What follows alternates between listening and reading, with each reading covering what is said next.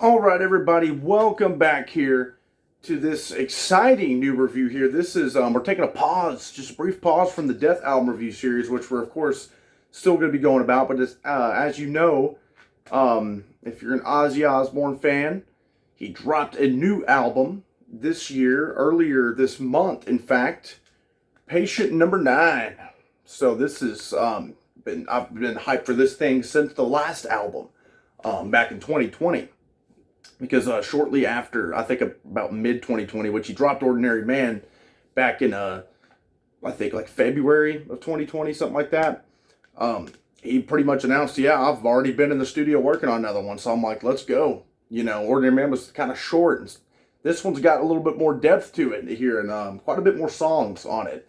So, and a lot of features and everything going on. So this is definitely an exciting, was just a super exciting release for me, and I'm hyped to talk about it. And as you know, I've already reviewed all the Ozzy Osbourne albums prior to this one and even ranked them. But what we will be doing is after this review, I will be doing kind of an updated ranking, which some other stuff has shifted around and everything within there. So it should be, pretty interesting. It won't just be a copy and paste of the same list that I had, a year or so ago, when I did that other ranking, because, this stuff, it just changes and shifts all the time. That's just kind of how it goes. But anyways, we'll just kick this thing right off with that first single that Ozzy dropped, which was the first track on here, featuring Jeff Beck, Patient Number 9, the title track. Holy hell, man. What an explosive and just insanely hooky and catchy tune from top to bottom. I mean, this thing, I love the kind of progressive nature of it too. There's these different time changes and stuff going on, and just the melodies in here. Ozzy sounds much healthier here, actually, than what he did on Ordinary Man, even. And I know there's, a lot of studio work and stuff going on, helping him sound the best he can be. Hey, it's Ozzy. I'm down. It's him singing on here. It's, no matter what they've got going on, layering the vocals over and over again with studio help or whatever, just to make him sound, as good as he could possibly be. Whatever. I'll take it for what it is. And this track right here, Patient Number 9, was fan-freaking-tastic. I love the solo Jeff Beck does, the little fills during the chorus that he's got going on. Even the breakdown is really cool, too. Kind of gets like a softer part and then kicks right back into that pretty heavy hitter of a chorus. And that thing, it just gets caught right in your head, when they call your name, you better run and hide. Just really cool lyrics, and like, hiding the pills inside your mouth, swallow them down, don't spit them out. Just the way that kind of flows together too, and the melody of that is just absolutely just top notch Ozzy. So that I've been even more hyped for this album since that first single dropped. I'm a massive fan of that one.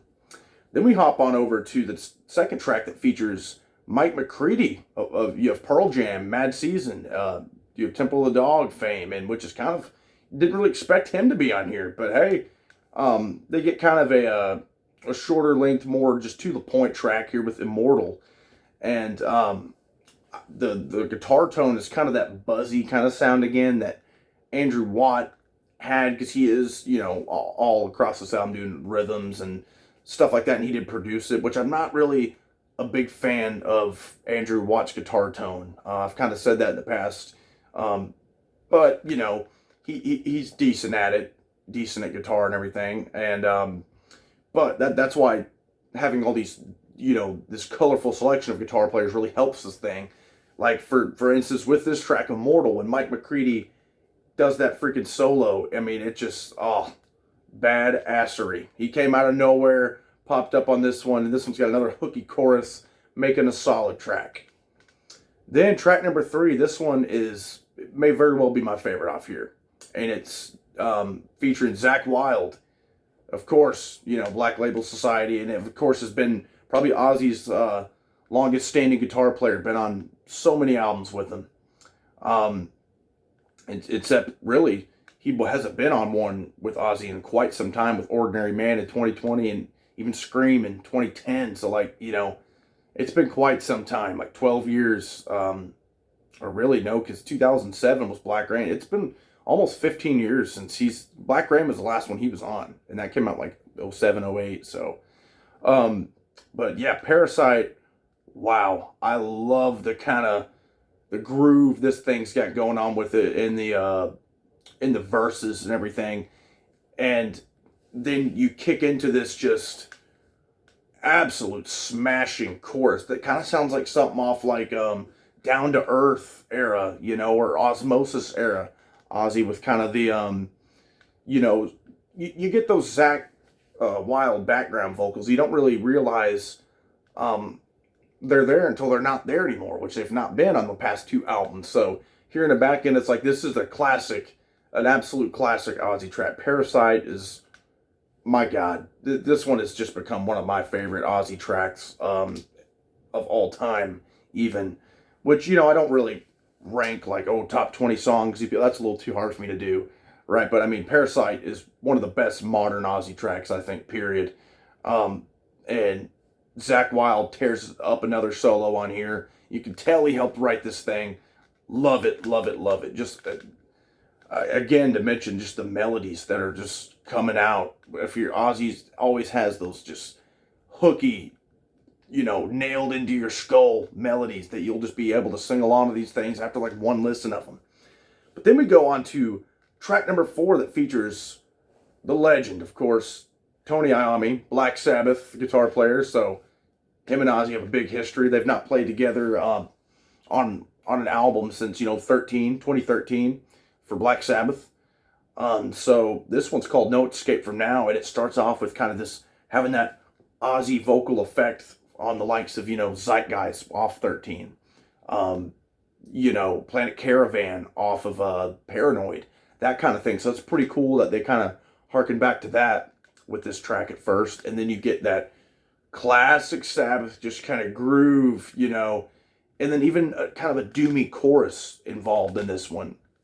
So this is another track, No Escape From Now, that has a lot of variation to it, much like the title track. A lot of different, time changes and things going on. So that's a really solid one. Then on track number 5, One of Those Days, we get Eric Clapton popping in on this thing. And it ain't just a soft little ballad like Clapton's become kind of, known for in the modern era. He's got, the wah-wah pedal thing going on. The bluesiness is really coming out. And you get it starts off kind of dark and everything. And then it just picks up with just some pretty dark lyrics, Lost myself, killing myself, because I'll never die. One of those days you won't believe in Jesus. I mean, my God. That's Ozzy, just spitting it out, not caring about the controversy he gets. And Eric Clapton does an incredible solo on here. It kind of gives you like a false finish at this track at one point, and then he hops back in. Just best freaking Eric Clapton, but the best of Eric Clapton I've heard in a long time.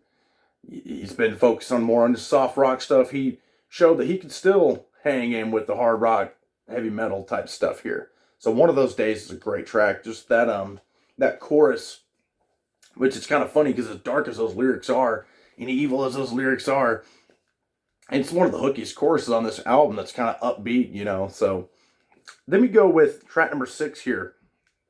That also features Jeff Beck, 1,000 Shades.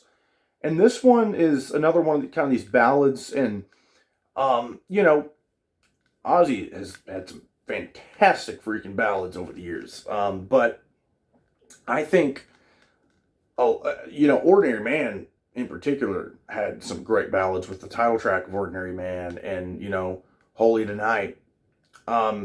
This is one of those ballads I'm just not too much of a fan of. I mean, it's good. It's a good track. I don't hate it at all. And it's got its spot in the album to kind of, change up the pace and everything. But it's not one of my favorites off here at all.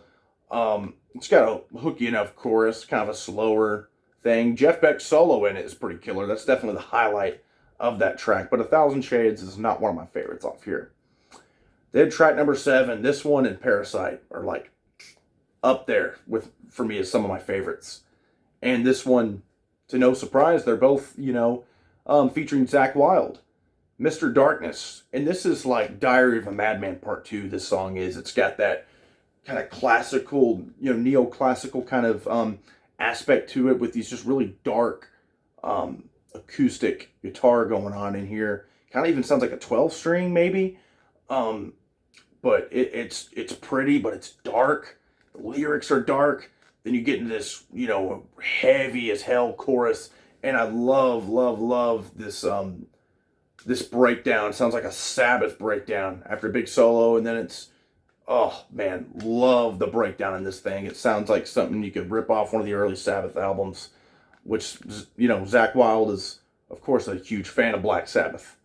And this is just, even the lyrics in this one, Dear Mr. Darkness, I write you again, this time to tell you today is the end. I mean, just dark stuff, which is, very fitting for a title called Mr. Darkness. But I'm telling you, you listen to that one, it sounds like the sequel to Diary of a Madman. So that alone makes it just one of my favorites off here. Track number 8, another one that's like, again, this is another Zakk Wylde one that features him, and it's one of my 3 favorites are Parasite, Mr. Darkness, and this one right here, Nothing Feels Right. The emotion in this one, it's got kind of that osmosis, kind of watery guitar sound to it, and until you get to just this powerful chorus that just some really, really, profound lyrics, calling out for someone, mouth around the gun, and then nothing feels right, and just the way that all goes, just flows from the verses to the chorus to the kind of ending of the chorus and then back into it. Beautiful stuff. And then on the second chorus, it feels even bigger because you get like what it sounds like, a choir or getting involved in the mix and everything. And Ozzy's vocals on this one, and really, I could say it for the whole album. Again, they sound a lot healthier. He's hitting some big notes on Mr. Darkness as well, and Parasite, and Nothing Feels Right. Really, one of his most impressive vocal performances on this album. I mean, especially near the end, is like high pitching, singing Nothing Feels Right. And I just love it. One of the most powerful solos on the album, if not the most powerful solo on the album. One of my favorite songs on the album. Then we go with a real big bluesy one, another top tier one for me. Track number 9, Evil Shuffle, with Zakk Wylde on this one as well. And man, love this thing. It's got the blue. It sounds like an old, like a heavy old time, but like old timey kind of bluesy tune to it. You got kind of like the little blues riff and a halt, just a little bit of drum playing, and then Ozzy spitting these cool and kind of funny verses. And then even like the chorus sounds like a old time kind of melody to it, but with a heavy, tint with it. So, I mean, Evil Shuffle's another really awesome one. I'm a big fan of that one as well. A pleasant surprise on the album. Then we go with track number 10. This is one of the other singles that features Tony Iommi on it. And Degradation Rules is this one. Kind of a funny topic. It's talking about, looking at porn magazines and, masturbation. Kind of weird lyrics, but damn, it's a killer track, and it really grows on you as you listen to it. Because I remember when this single came out a couple months ago, I was like, yeah, that's good and everything, but Patient Number 9, the title track, is way better, and I still think that track's way better, but this song is really good. It does grow on you. Of course, Tony Iommi can pull a riff out of his ass and make it sound like the best thing you ever heard, so this riff is killer on here. And Ozzy, whips out the harmonica, and yeah, I'm not the biggest guy with harmonica getting involved in music, but Ozzy on the stuff like even off the early Black Sabbath stuff, anytime Ozzy's pulled out the harmonica, I've been like, okay, this fits on here. Kind of adds a little bit of a darkness to it too. His isn't like that upbeat kind of. It just gives it like that down and dirty, gritty feel to it, which it does so on this as well. Then we go with track number 11, kind of another dark one here, Dead and Gone. This one doesn't have any particular features on here, so I'm guessing, just Andrew Watt was playing guitar on here. And if he did, it's some of his best sounding guitar work because, I mean, the riff is heavy as hell, really chuggy sounding. And the chorus is really, and the verses are kind of slower and darker, really kind of gives you this ominous feel. And then the chorus happens, and it's just really kind of exciting. Get these female background vocals that kind of were present on the track Nothing Feels Right. Not too up in your face, but they're there, and it just sounds like a really, really cool chorus. It's hooky. So Dead and Gone's another really good one. Then we go to the really kind of the true closing track. We'll get to kind of track number 13. It's kind of a song, kind of not really, more like a a prologue or whatever, epilogue kind of tune. But track number 12 is another ballad, God Only Knows. And this one, I mean, it's hooky. It kind of sounds like a Beatles track or something, like Ozzy's attempt of kind of doing one of theirs. And it's not my favorite. It's decent enough. Definitely has its pretty moments on it. I like the ending of it. But it's not one of my favorites off here. I would even say I like 1,000 Shades better than God Only Knows here, but it's a decent song. Then we close it out with, again, it's like maybe less than a minute here, Dark Side Blues. It's kind of like this old, kind of distorted, snippet of sounding kind of like they're just playing some old school blues, which is cool sounding. It really is. And Ozzy sounding pretty good on it. But, it's kind of just a quick little snippet to end things off. But it's a cool ending. Kind of adds to, like, kind of the dark and, beaten down feel this thing kind of gives you. So, overall, guys, I've heard a lot of things. People say a lot of things about this album. I absolutely love it. I'm in the camp of, getting the No More Tears and the Diary of a Madman style albums up to that caliber. It's not, and your Ultimate Sins, all that type stuff. It's not, this is a different time for Ozzy. He's not going to go backwards and go back to doing those things like that straight up. And that it wouldn't even work if he tried because Randy Rhoads is not on there. And that was just a moment in time. He's moved, he's evolved. Things have gone on, in his life. A lot of the lyrics on here are really dark and talk about, death and everything. And this is kind of the Ozzy, I mean, this sounds like a sequel to Ordinary Man. And, I think this is just a fantastic freaking album. There's not a bad song on here. Even the ones that I like a little bit less, like 1,000 Shades and God Only Knows, I think those are solid tunes, and they do have their place to kind of break up the, because the heaviness on here. I would definitely say this is a heavier album than Ordinary Man for sure. I mean, you got Tony Iommi on there and Zakk Wilde, just two really heavy guitar players, and there's some heavy freaking riffs. Love this album, and I hope this isn't the last we hear of Ozzy. Again, you can't expect getting another Diary of a Madman sounding album or any of like that sort of thing. You gotta just kind of roll with the flow here. And I get it if people don't like it, and are like, well, his voice sounds too overproduced and everything. And I totally understand that. But for me, I take it for what it is. And these are great songs, just great songs. And I think Ozzy's sounding great on them. And I really, really hope he's going to pop right back into the studio and get some more going, because I know his live appearances are not really, he's very, very little to none these days. But anyways, guys, yeah, stay tuned whenever we're going to re-rank, or I wouldn't say just an updated ranking of the Ozzy albums that's going to include this one. We're going to find out where this thing lies. And I would love to hear your guys' thoughts about this, because this has definitely been kind of a controversial album. Some people are loving it, saying it's the best thing since, No More Tears or Osmosis and things like that. Other people are saying it's just absolute, shit. But for me, I'm in the camp that I love it, and I think it's a fantastic album. It's got a lot more to it here, a lot of songs, and just love this thing. Super excited to kind of think, where I'm going to put it and rank it, because it's definitely hard. I had a really hard time ranking the Ozzy albums last time, But we're gonna get it done, and we're gonna do an updated ranking of those.